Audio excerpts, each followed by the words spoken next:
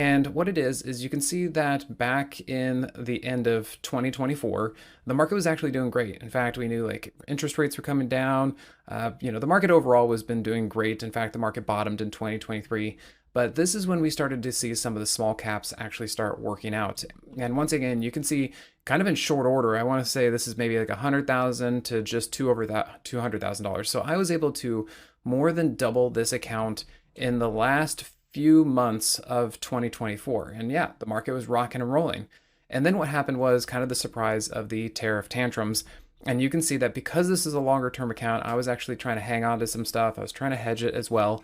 And what you can see is that yes, the account was going down during that time when it was kind of challenging.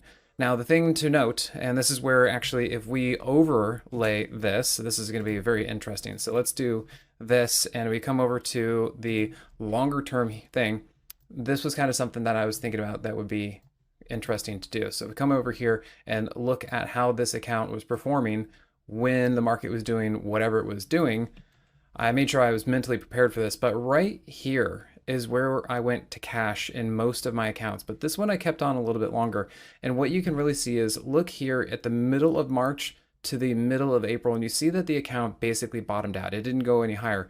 But look what happened from middle of March to the middle of April. The market fell off an absolute cliff.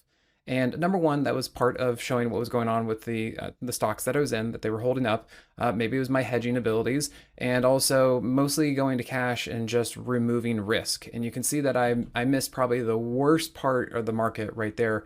And you can see because my account basically was double bottoming or flat and kind of in that area.